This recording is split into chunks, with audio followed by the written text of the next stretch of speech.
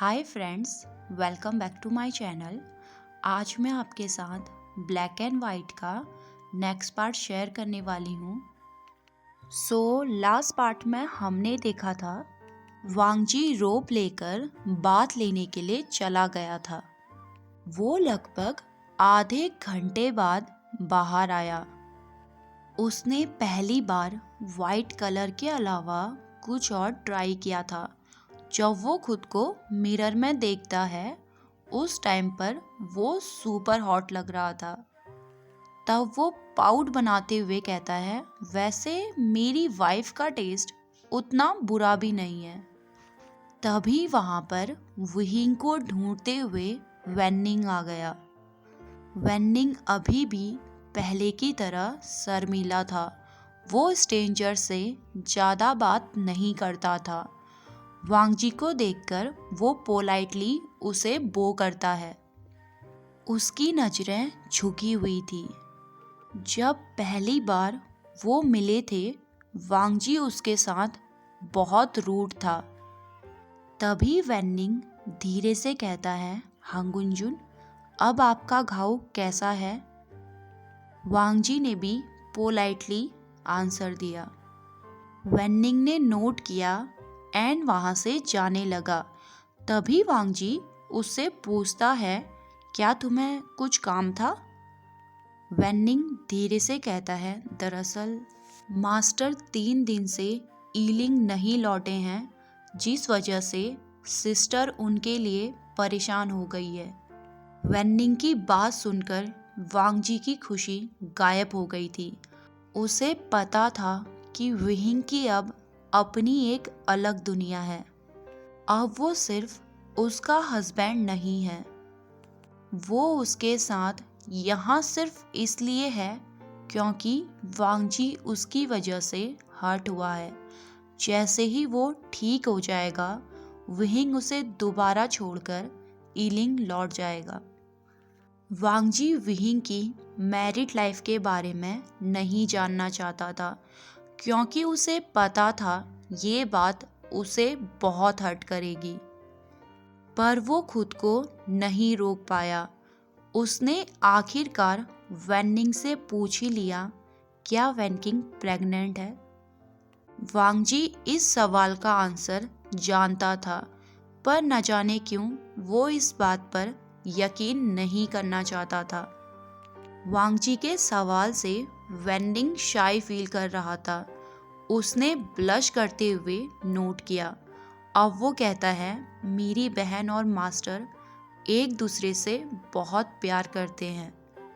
जब से वो प्रेग्नेंट हुई हैं मास्टर उनके लिए बहुत ज़्यादा प्रोटेक्टिव हो गए हैं। उनकी मैरिज के बाद शायद ये पहली बार है जब वो इतने दिनों तक उनसे दूर रहे हों। वेन्निंग की कही हुई हर एक बात वांगजी के दिल में स्टेप कर रही थी। वो ये ख्याल भी अपने मन में नहीं लाना चाहता था कि वहिंग अब उससे प्यार नहीं करता। वो अब उसे नहीं चाहता जैसे पहले चाहता था। पर वेन्निंग की बातें उसे यकीन दिला रही थी। उस पल वो ही जानता है कि उसने अपने आंसू कैसे होल्ड किए थे। वेन्निंग के जाने के लगभग 2 घंटे बाद वही कुछ फ्रूट और मेडिसिन लेकर आया था। उसने कोल्डली कहा, फ्रूट खाने के बाद मेडिसिन ले लेना। ये कहकर वो डेस्परेटली वांगजी के जवाब का इंतज़ार कर रहा था, पर वांगजी ने कुछ नहीं कहा। तभी वो उसे अप्रोच करते हुए कहता है, क्या तुम ठीक हो? क्या तुम्हें कहीं हर्ट हो रहा है? वांगजी इस बात पर भी कोई जवाब नहीं देता। अब वहिंग और भी ज़्यादा कंफ्यूज हो गया था। वो कुछ पूछता इससे पहले ही वांगजी ने कहा, कल मैं क्लाउड रेसेस वापस चला जाऊंगा। तभी वहिंग अपनी आवाज़ ऊंची करते हुए कहता है, तुम नहीं जा सकते। वहिंग का जवाब सुनकर वांगजी उसकी तरफ देखने लगा था। तभी वहिंग अपनी बात संभालते हुए कहता है, तुम अभी ठीक नहीं हो, इसलिए तुम अभी नहीं जा सकते। तभी वांगजी कोल्डली आंसर देता है, मेरे पास अब गोल्डन कोर नहीं है, इसलिए मेरे गाँव जल्दी नहीं भरेंगे। वांगजी को रोकने के लिए विहिंग के पास कोई रीज़न नहीं था। हालांकि वो अलग बात थी, वो वांगजी के साथ इस टाइम को एंजॉय कर रहा था। भले ही वो वांगजी से कितना भी रूड क्यों ना बने, पर सच तो ये है, वांगजी का उसके पास होना उसे सुकून देता है। वांगजी का साथ होना उसे कंप्लीट करता है। तभी वांगजी एक क्रैक वॉइस में कहता है, तुम अब मुझे भूल गई ना विहिंग? तुम अब वैनचिंग से प्यार करते हो, वो तुम्हारी वाइफ है और वो प्रेग्नेंट भी है। तुम पिछले 3 दिनों से यहाँ हो, वो तुम्हारे लिए वरिड होगी, इसलिए तुम्हें भी वापस जाना चाहिए। वांगजी के हर एक वर्ड में जो पेन था वो विहिंग महसूस कर सकता था। वो साइलेंटली वांगजी की बात सुन रहा था।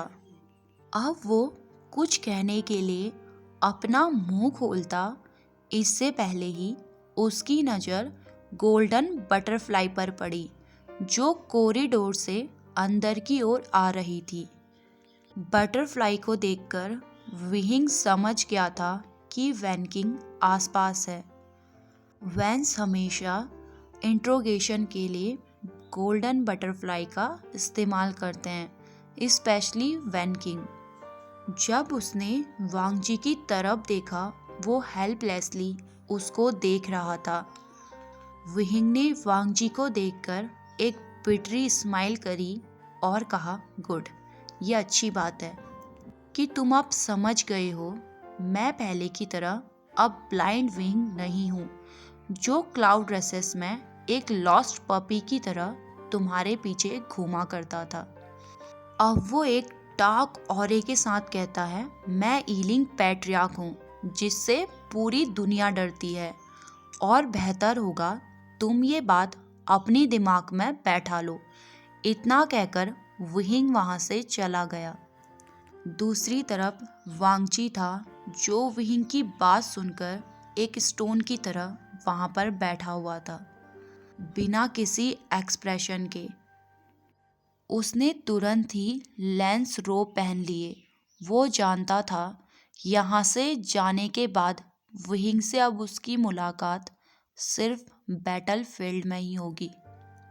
पर वो चाह कर भी विहिंग के पास नहीं रह सकता, क्योंकि अब विहिंग वो पर्सन नहीं रहा जिससे उसने कभी प्यार किया था।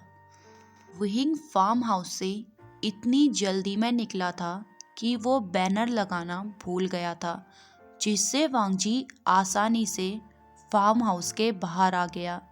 जाने से पहले वो एक बार उस फार्म हाउस की तरफ देखता है। शायद उसके होश में आने के बाद ये पहली बार था जब वो यहाँ पीसफुली सोया हो। कड़वी ही सही, पर इस फार्म हाउस में विहिंग के साथ उसकी बची हुई कुछ यादें हैं। अब वो अपनी आंखें बंद करके एक गहरी सांस लेता है। शायद ये उसका विहिंग को आखिरी गुड बाय था। वो वहाँ से जाने ही वाला था, तभी उसे विहिंग की आवाज़ सुनाई दी, जो बैकयार्ड से आ रही थी। वांगजी जाने से पहले बस एक बार उसको देखना चाहता था, इसलिए वो बैकयार्ड की ओर चला गया। सामने का नज़ारा देखकर एक पल के लिए उसकी हार्ट बीट रुक गई थी। उसके आंखों से आंसू बहने लगे थे, क्योंकि सामने विहिंग और वैनकिंग किस कर रहे थे। उस एक पल में वांगजी लाइफलेस हो गया था। वो जानता था कि विहिंग और वैनकिंग मैरिड हैं एंड ये सब नॉर्मल है, पर ये सब अपने आंखों के सामने देखना वांगजी के लिए किसी नाइटमेयर से कम नहीं था। उस एक पल में उसे एहसास हो गया कि विहिंग अब उसे भूल चुका है, अब वो उसका बनी नहीं रहा।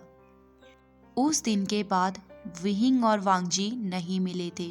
वांगजी के जाने के बाद विहिंग फार्म हाउस में फिर से गया था, पर एज एक्सपेक्टेड वांगजी वहाँ नहीं था। वांगजी को वहाँ नहीं देखकर विहिंग बिल्कुल भी हैरान नहीं था, क्योंकि वो जानता था वांगजी ने उसे और वैनकिंग को किस करते हुए देख लिया था। उस रूम में अभी भी वांगजी की सैंडलवुड सेंट थी। विहिंग वहाँ तब तक रहा जब तक वो सेंट हवा में कहीं वैनिश नहीं हो गई। वो टूट चुका था। जब वांगजी ने उसे और वैनकिंग को किस करते हुए देखा था, जितना दर्द उस टाइम पर वांगजी की आंखों में था, उससे कहीं ज़्यादा विहिंग के दिल में था। अब लगभग 1 महीना और बीत चुका था। इस 1 महीने में वांगजी और विहिंग नहीं मिले थे। विहिंग फार्म हाउस से सीधे ईलिंग चला गया था। उसने वहां जाकर खुद को एक अंधेरी गुफा में बंद कर दिया, जो रिसेंटफुल एनर्जी से भरी हुई थी। वो दिन भर तालिस्मान बनाया करता। उसका बिहेवियर देखकर सभी लोग हैरान हो गए थे। वैनकिंग ने उससे कई बार बात करने की कोशिश करी थी, पर वो हर बार उसे टाल देता था। लगभग 1 महीने बाद आज वहाँ विंटर फेस्टिवल बनाया जा रहा था। वैनकिंग और विहिंग थ्रोन में बैठे हुए थे। विहिंग ने लगभग 4 एम्परर स्माइल की बोतल पी ली थी, लेकिन उसके बाद भी उसे बिल्कुल भी नशा नहीं हुआ था। तभी वैनकिंग उसे अप्रोच करते हुए उसकी ओर डम्पलिंग्स बढ़ाती है। विहिंग ने स्माइल करी और डम्पलिंग्स खाने लगा। वैनकिंग 6 मंथ प्रेग्नेंट थी और विहिंग एक अच्छे हस्बैंड की तरह उसका पूरा ख्याल रखता था। ईलिंग में वैनकिंग का राज चलता था। उसकी बात काटने की हिम्मत किसी के पास भी नहीं थी, यहाँ तक ईलिंग पैट्रियार्क के पास भी नहीं। हॉल में पार्टी चल रही थी। सभी वैंस ड्रिंक कर रहे थे, साथ में फूड को एंजॉय कर रहे थे। वैनकिंग ने नोटिस कर लिया था किंगे से आने के बाद विहिंग लॉस था। तभी वैनकिंग कहती है, सो अभी तक तुम उसे भूले नहीं ना? विहिंग जो डम्पलिंग्स खा रहा था, वैनकिंग की बात सुन के उसे ठसका लग गया। तभी वो खांसते हुए कहता है, ये क्या बकवास कर रही हो? तभी वैनकिंग उसे वाइन देते हुए कहती है, सिर्फ हंगुन जुन को दिखाने के लिए तुमने मुझे पपेट को किस करने के लिए मजबूर कर दिया। विहिंग साइलेंटली एम्परर स्माइल पी रहा था। विहिंग की खामोशी वैनकिंग को इरिटेट कर रही थी। तभी वो गुस्से में कहती है, अच्छी बात है कि तुम अब उसे भूल चुके हो। वैसे तुम्हें पता है गुसू में फिर से शादी की तैयारी चल रही है। वैनकिंग की बात सुनकर विहिंग एक डेविल स्माइल करता है। एम्परर के बाद अब कुरेन सिचेन को किसे सेल कर रहा है, ये कहकर वो वाइन की एक सिप लेता है। पर वैनकिंग का आंसर सुनकर वो उस वाइन को गल्प करना भूल गया था। वैनकिंग का जवाब था, लैन सिचेन की नहीं, इस बार गुसू में हंगुन जुन की शादी की तैयारी चल रही है, जो लैन हुआन के साथ है। आज से लगभग 1 हफ्ते बाद। वैनकिंग की बात सुनकर विहिंग ने वाइन की गिलास पर अपनी ग्रिप टाइट कर ली थी। वो फिर से ब्लैक ऑरेंज से भर गया था। इससे पहले कि वो अपना कंट्रोल खोता, वो वहाँ से चुपचाप उठकर चला गया। उसके जाने के बाद वैनकिंग के मुंह से सिर्फ एक वर्ड निकला था, इडियट। विंटर फेस्टिवल के बाद अब 1 हफ्ता बीत चुका था। इस पूरे हफ्ते में विहिंग का बिहेवियर बहुत चेंज हो गया था। वो बिना बात के गुस्सा करता था। इस बीच न जाने कितने वैंस के सिपाही उसके हाथों बेमौत मारे गए थे। वो कभी कभी इतना आउट ऑफ कंट्रोल हो जाता कि वो गुस्से में चिल्लाया करता था।